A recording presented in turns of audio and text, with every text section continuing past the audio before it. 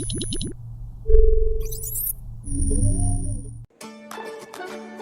is the only constant in this world.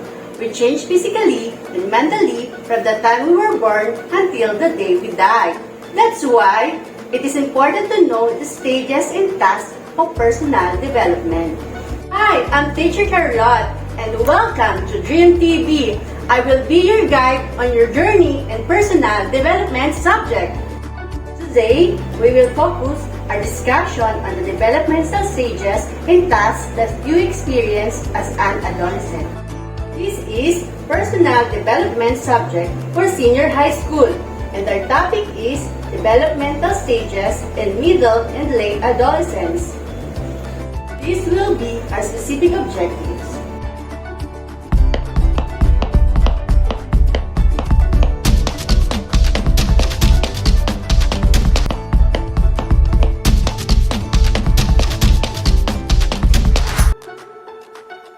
Changes happening in your life, especially this pandemic, with proper guidance and better understanding of the process of development, you will have an easier time transitioning in this extraordinary developmental stage called adolescence.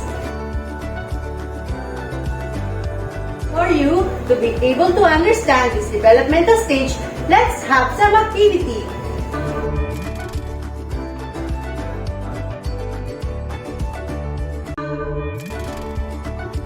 Let us try this activity. Directions. Carefully read the following items and write the letter of the best answer on your paper. You have 5 seconds to answer each question. Let's start. Question number 1. Marie is going to college next year.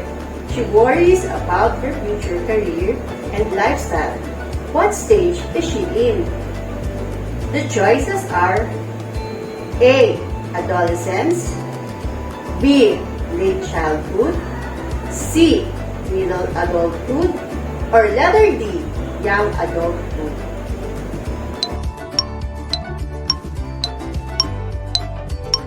If your answer is letter D, you are correct.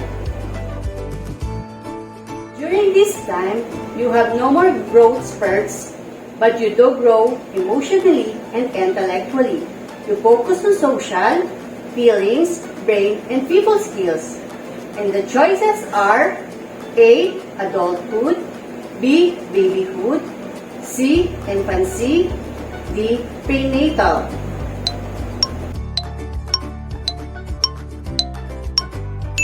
The correct answer is letter A.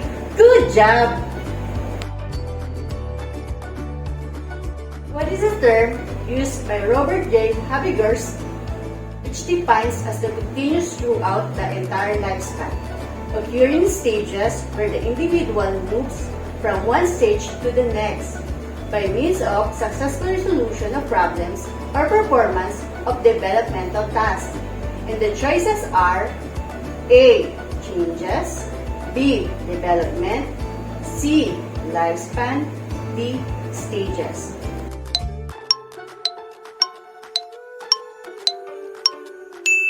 If your answer is letter B, you got it right! Friendships are important to which group? And the choices are A. Early childhood, B. Infancy, C. Late childhood, D. Prenatal.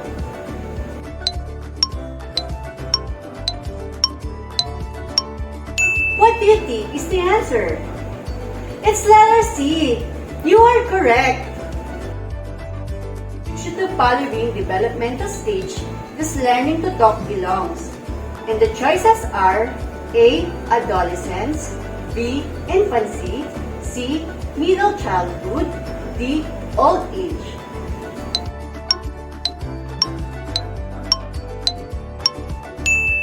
If your answer is letter B, you are correct. Did you all get the correct answer?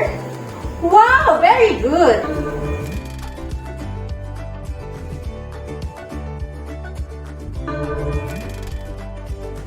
Now, let's proceed to our lesson for today, developmental stages. Human development focuses on human growth and changes across the lifespan, including physical, cognitive, social, intellectual, perceptual, personality, and emotional growth. Study of human developmental stages is essential to understanding how humans learn, mature, and adapt. Throughout their lives, humans go through various stages of development. The human being is either in a state of growth or decline, but either condition imparts change. Some aspects of our life change very little over time, are consistent. Other aspects change dramatically. Developmental stage and its characteristics. Prenatal, conception to birth. Age when hereditary endowments and sex are fixed and all body features, both external and internal, are developed. Infancy, birth to 2 years. Foundation age when basic behavior are organized and many ontogenetic maturation skills are developed. Early childhood, 2 to 6 years. Pre-gang age, exploratory and questioning. Language and elementary reasoning are acquired and initial socialization is experienced. Late childhood, 6 to 12 years. Gang and creativity age when self-help skills, social skills, school skills, and play are developed. Adolescence, puberty to 18 years. Transition age from childhood to adulthood when sex maturation and rapid physical development occur, resulting to changes in ways of feeling, thinking, and acting. Early adulthood, 18 to 40 years. Age of adjustment to new patterns of life and roles such as spouse, parent, and breadwinner. Middle age, 40 years to retirement. Transition age when adjustments to initial physical and mental decline are experienced. Old age, retirement to death. Retirement age when increasingly rapid physical and mental decline are experienced. Havighurst developmental tasks during the lifespan.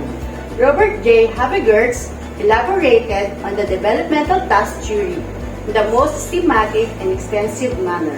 His main assertion is that development is continuous throughout the entire lifespan, occurring in stages where the individual moves from one stage to the next by means of successful resolution of problems or performance of developmental tasks. These tasks are those that are typically encountered by most of people in the culture where the individual belongs. If the person successfully accomplishes and masters a developmental task, he feels pride and satisfaction, and consequently earns his community and society's approval. This theory presents the individual as an active learner who continually interacts with a similarly active social environment. This success provides a sound foundation which allows the individual to accomplish tasks to be encountered at later stages. Conversely, if the individual is not successful at accomplishing tasks, he is unhappy and is not accorded the desired approval by society, resulting in a subsequent experience of difficulty when faced when succeeding developmental tasks. Havighurst proposed a biopsychosocial model of development, wherein the developmental tasks at each stage are influenced by the individual's biology, his psychology, and sociology. Developmental task. Infancy and early childhood, 0 to 5. Learning to walk, learning to take solid foods, learning to talk, learning to control the elimination of body wastes, learning sex differences and sexual modesty, acquiring concepts and language to describe social and physical reality, readiness for reading, learning to distinguish right from wrong, and developing a conscience. Middle childhood, 6 to 12. Learning physical skills necessary for ordinary games, building a wholesome attitude toward oneself, learning to get along with each mates, learning an appropriate sex role, developing fundamental skills in reading, writing, and calculating, developing concepts necessary for everyday living, developing conscience, morality, and a scale of values, achieving personal independence, and developing acceptable attitudes towards society. Adolescence, 13 to 18, achieving mature relations with both sexes, achieving a masculine or feminine social role, accepting one's physique, achieving emotional independence of adults, preparing for marriage and family life, preparing for an economic career, acquiring values and an ethical system to guide behavior, desiring and achieving socially responsibility behavior. Early adulthood, 19 to 30, selecting a mate, learning to live with a partner, starting a family, rearing children, managing a home, starting an occupation, and assuming civic responsibility. Middle adulthood, 30 to 60, helping teenage children to become happy and responsible adults, achieving adult social and civic responsibility, satisfactory career achievement, developing adult leisure time activities, relating to one's spouse as a person, accepting the physiological changes of middle age, and adjustment to aging parent. Later maturity, 61 and above, adjusting to decreasing strength and health, adjusting to retirement and reduced income, adjusting to death of spouse, establishing relations with one's own age group, meeting social and civic obligations, and establishing satisfactory living quarters.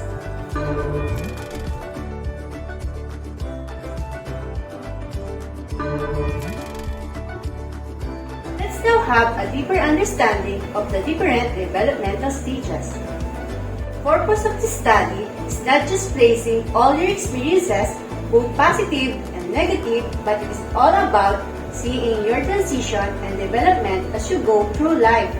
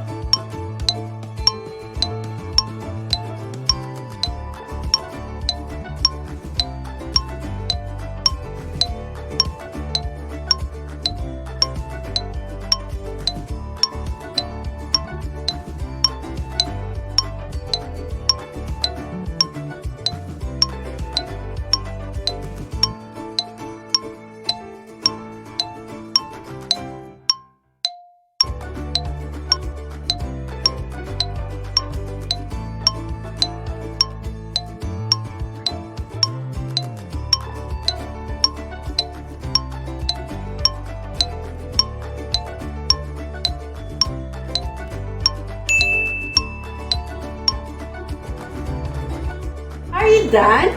If not, you can continue answering it in your module after our discussion. Now, let's proceed to another activity.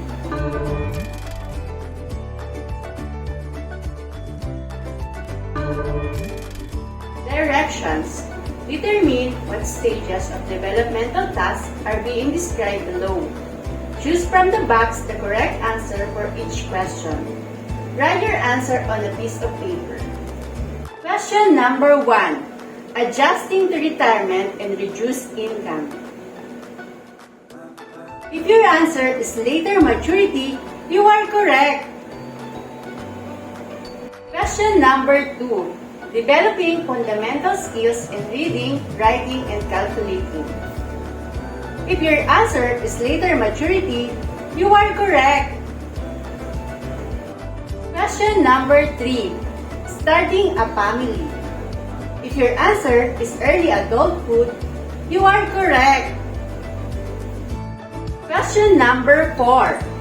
Achieving masculine or feminine social role.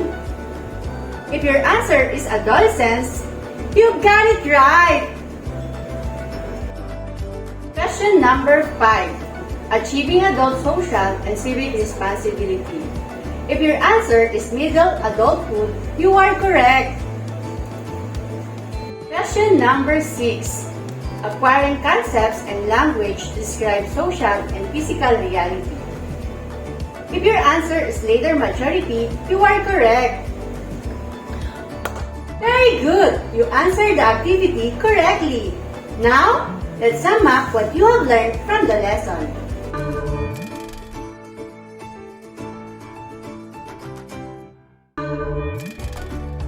Directions. Each number represents a letter of the alphabet. Substitute the correct letter for the numbers to reveal the coded words. Write your answer on a piece of paper. Transition age when adjustment to initial physical and mental decline are experienced. If your answer is middle age, you are correct.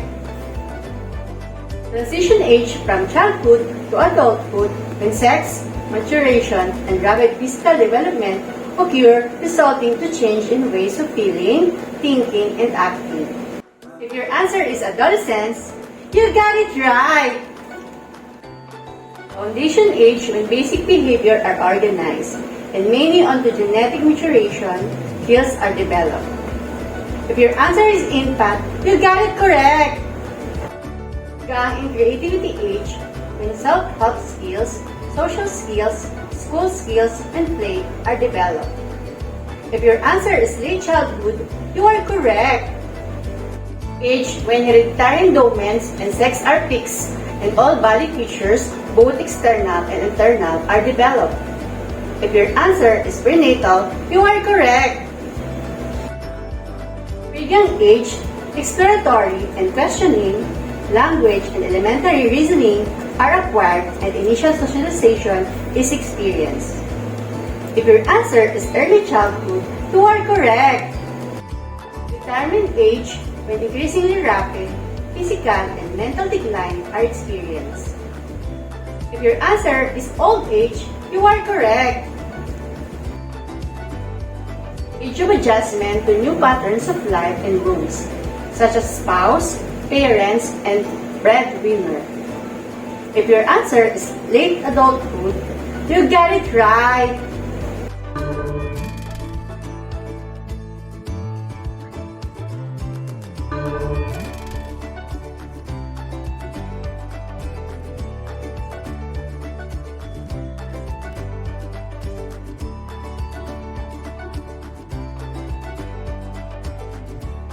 Number 1. Which of the following developmental stages does learning to talk belong?